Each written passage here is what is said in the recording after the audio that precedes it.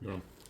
So on the Hayam base, Gufa. we're in the chazara by Gufa. Gufa, the second wide line towards the end of the line. Gufa. Chizkiah Kari B'Tverya, B'Beis B'Chamesa. Chizkiah read the Megillah on the 14th and the 15th of Adar. Mesapgale, because he was in doubt, he was Mesupik. Why? Because he was in doubt if the wall surrounding Tveria was there in the time of Yeshua ben Nun. And is it like such a thing that there's a doubt about Tveria? V'hoksiv, we have a pasuk that says V'ari Mivtza, and the fortified cities, Hatzavim and Zer v'Chamas, Rakas v'Kineres. Listen to these cities, V'Kaimalon, and we establish Rekas v'Tveria. That when it's talking about Rakas, it means Tveria. Hainu Taima, the Mesapkele, Zok Gemara, this is the reason why Chizkiah was in doubt. Mishum Dechav Gisa Shur the Yamshara. One side of the city, one of the boundaries of the city that counts as a wall, was actually the wall of the sea. It's a water. So, if so, why was he in doubt if it was a wall or not? If he's relying that the water is a wall, it's definitely not a wall, it's the water. The Tanya, Asher Loy Chayma. We have a pasuk that's talking about Beis Chayma, and it says Asher Loy Chayma, that it has a wall or if it doesn't have a wall. Asher Loy Chayma, it has a wall, Loy Shur either, and not a wall of a water. Prat, the Tverya, Shayam Chayma. Right? When we talk about places that have a wall, but not Tveria, because Tveria, the wall is right. Seawall means something else. I don't want to use the word seawall. The seawall means a seawall. This is that we're using the wall as a sea. There's a wall in the sea, in the Kinneret. Right. There is well. It's like a port, like a right, but they're using the water as the wall, as a boundary. That's one of the walls. That's the Gemara's the text is Chayimsa. That's one of the Chayimahs. One of the walls is the word. So Zok Gemara the but they are Chayimah Lamsapkele. So for Allah of Batei Yerchaima, it's not Mesupik, right? Because you need an actual wall. Kikom Sapkele. So what was he Mesupik? Le'inyan Mikra Megila.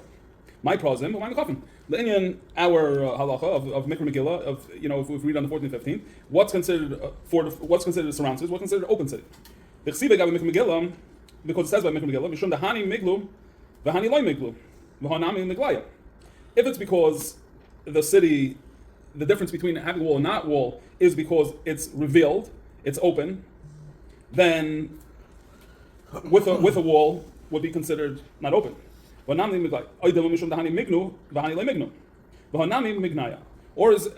halacha in it being protected, because then it would be protected. It wouldn't be hidden because you could see from the water, but it's protected because the water is the boundary.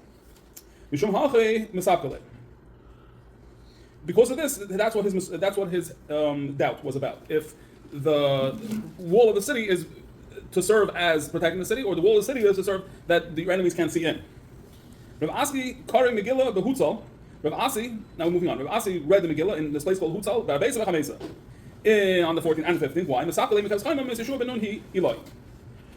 Same thing. He was Mesupik if it was surrounded in times of Yeshua ben Nun by a wall. Ikada Amar Rav Asi. There are those that say that Rav Asi said, "Hi Hutzal the Beis Binyamin, Hutzal and Beis Binyamin Mukafes Chaimim Ma'is Yeshua is a walled city from the time of Yeshua ben Nun." Rav Yochanan said, "Ki havina Talia, when I was a young man, Amina Milsa, I said something that I felt. L'sheinu l'savaya, I asked the Chachamim, the older people, and I found that it was like me, also that it was like I thought. What was this? Chamas u'Tveria. The Chamas is Tveria.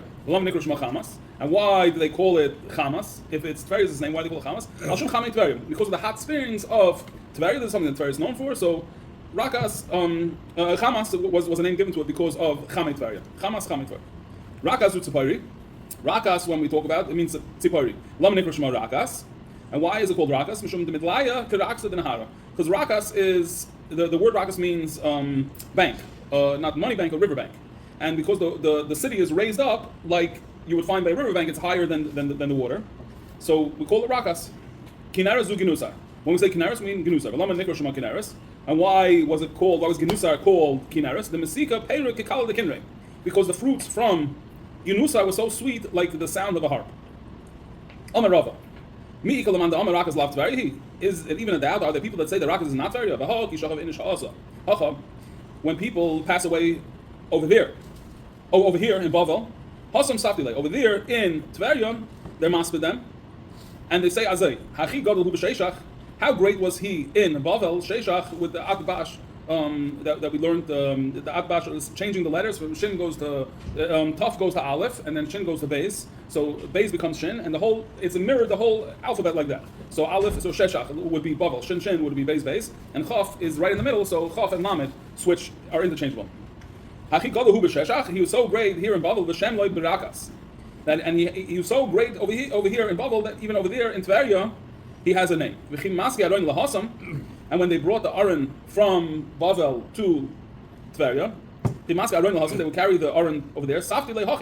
They would say, the lovers of Yisrael, Yoshri Rakas, who dwell in Rakas, come out and accept those that were slain in the valley, in the depth. Bavel is very low, below sea level. When Rabbi Zera passed away, a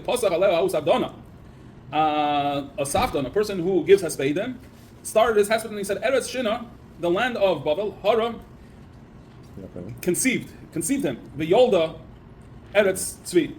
Eretz Shina, Hara V'yolda, Eretz Shina, Bavel, conceived and gave birth to Rabbi Zera. Eretz Tzvi, which is Eretz Yisrael is compared to Tzvi in a lot of places, Herschel, because it expands. Tzvi, has the thick skin and a lot of skin, so whatever, Tzvi, Eretz Tzvi, it's a lot of places, Eretz Yisrael is called Eretz Tzvi. Gidla Shashua, raised up its delights. Oina Allah, woe to her, Amr Rakas, said Rakas, woe to her, Ki Avda Klechem Dasa, because it lost its prized possession. Ella, Omar, Rava, or Rabba, Chamazu Chame Grar. Chamas is Chame Grar. Rakas Utvaria. And why was Tveria Taka called Rakas? Even the empty ones over there, and we had a machlekes the Ark Scroll and the other Mefarshim, is they use the word sinners, but we say even the empty ones, Reikonim, the ones who are empty, Shabbat, Malay and mitzvahs Karimin, are still so full of mitzvahs like a pomegranate is full of seeds. Rabbi Yirmiyah Omar, Rakas is actually the name of the city, but Lama Nikro Shema Tveria. And why do we call it Tveria? It sits in the middle of Eretz Yisrael. Tibura means the navel, which is in the middle. Rabbi Omar, Rakas Shema, the name is Rakas,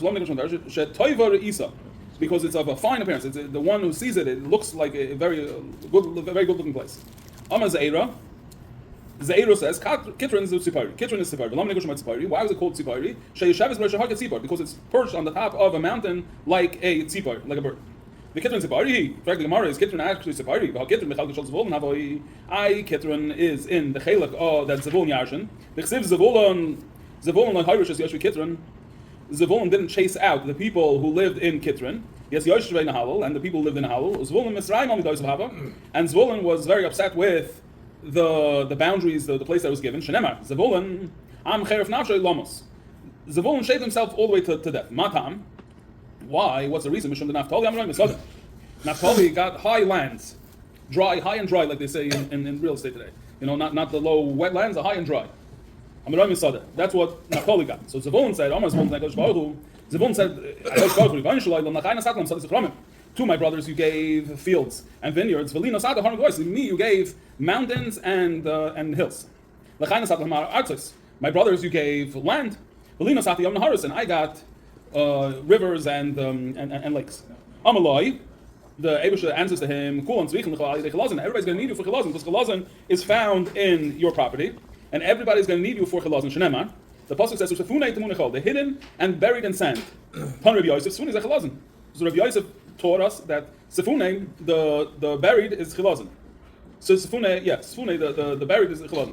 Hidden. And Tumune Zutris is this Rashi translated as a tunina.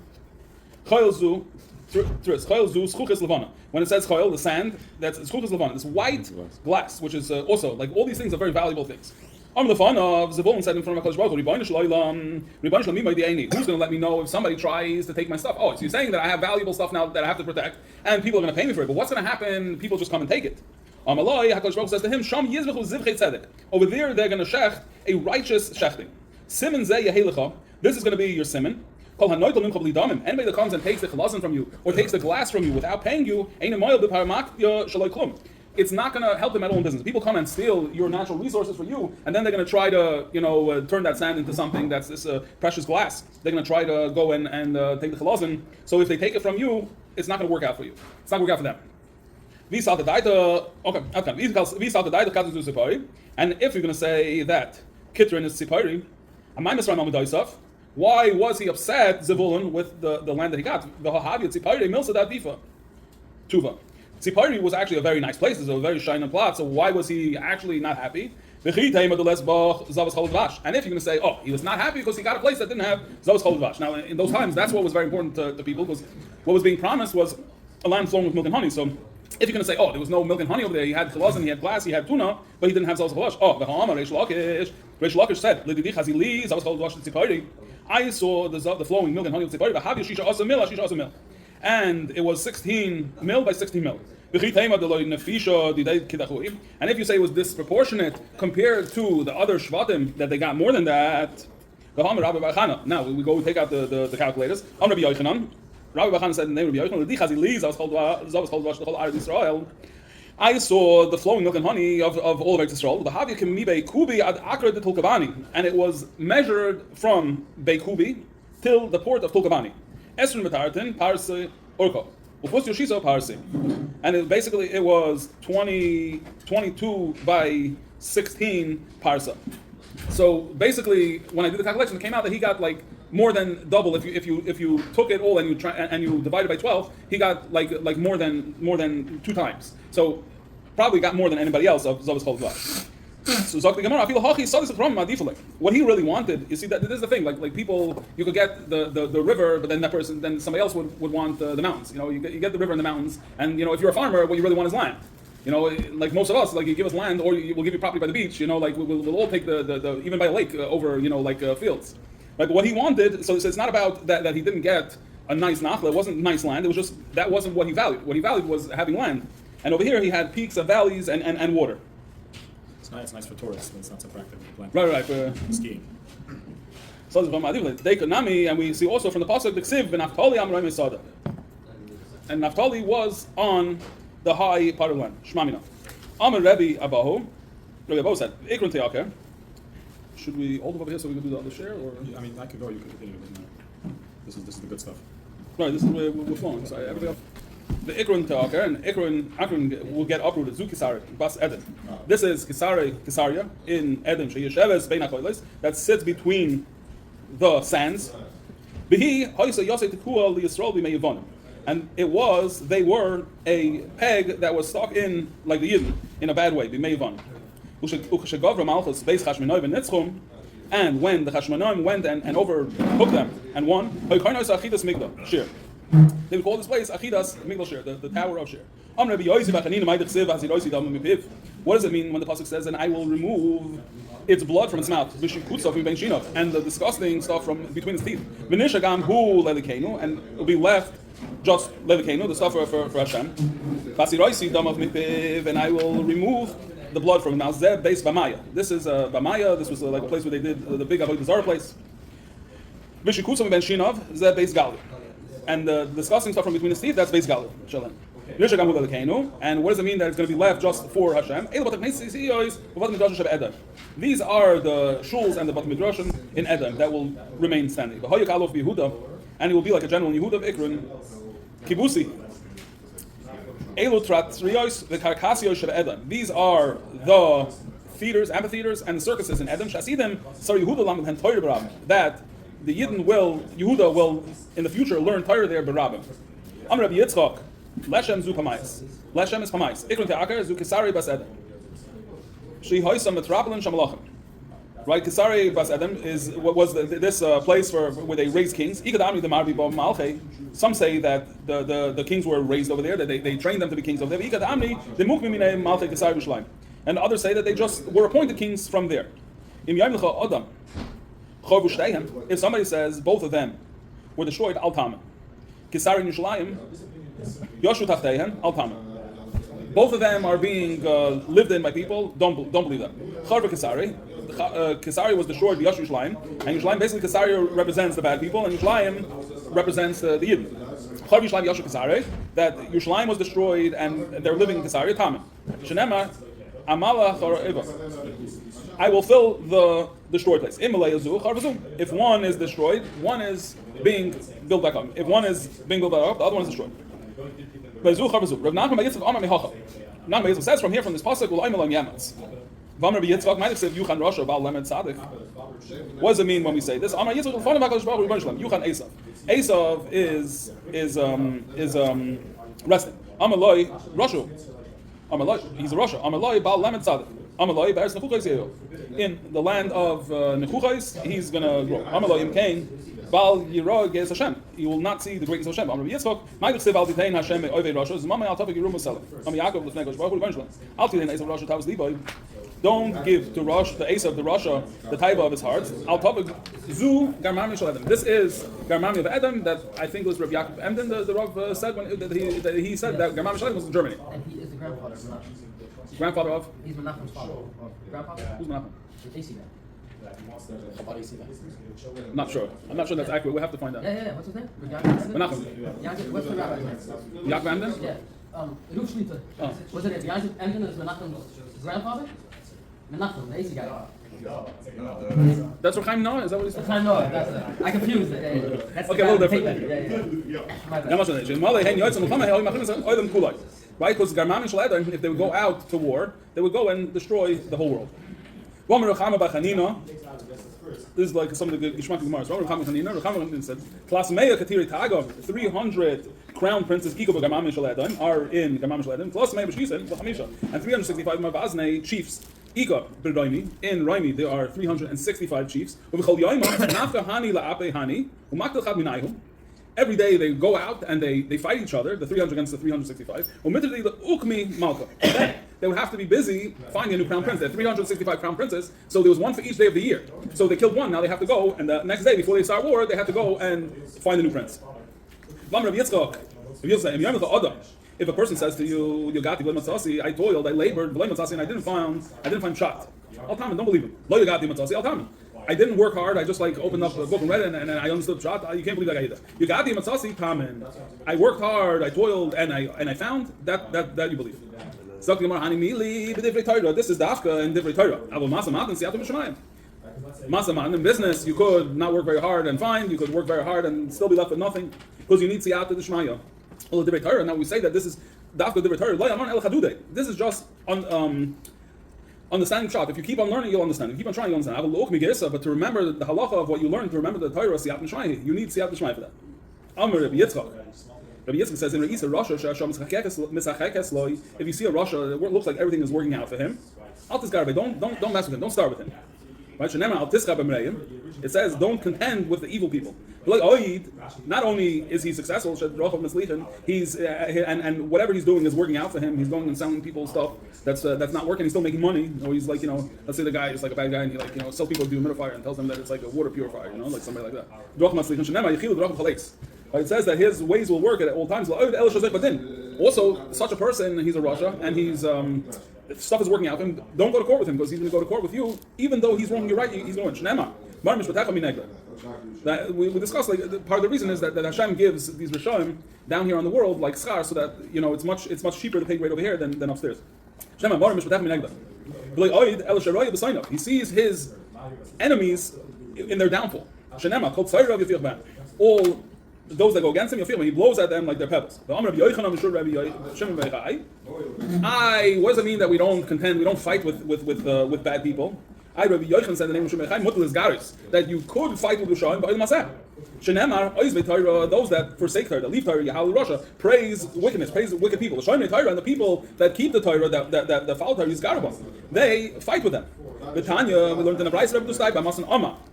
Mutlis guys, Rishonim, but it's mutter to fight with Rishonim in this world. If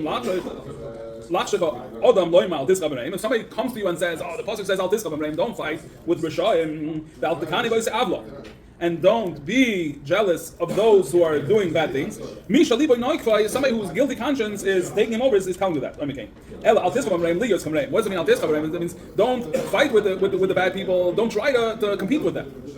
Don't try to be like them. Don't be jealous of the people who are doing the bad affairs, doing the bad stuff. It means don't try to be like them. Don't let your heart be jealous of their affairs. So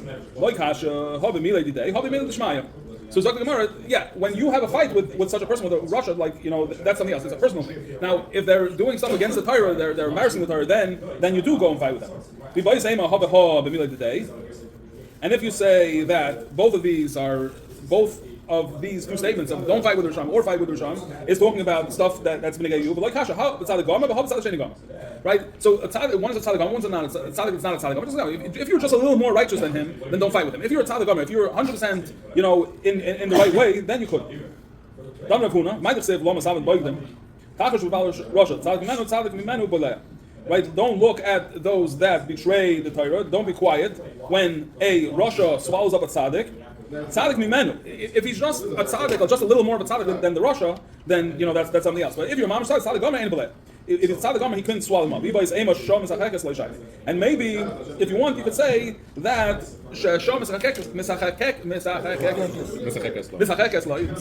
China. It's different, right? It's different when stuff is going well for this guy. Then that's the time that you don't go fight with Russia. Omar Ila, Italia shel Yavan, Italy of Yavan, Italia. Zekrach Gadol shel Romi is the big city of Romi, which was, now we know Rome as just like the place in Italy. Rome was the whole Italy. It's 300 parsa by 300 parsa. 365 marketplaces. Like Keneged the days of the year. The Katan Shabakulam, and the smallest one of these marketplaces is Shalmeichi Office. The smallest marketplace is the place where they sell the chickens. And that's 26 mil by 26 mil. And the king of Rome would come every day and eat in one of the marketplaces.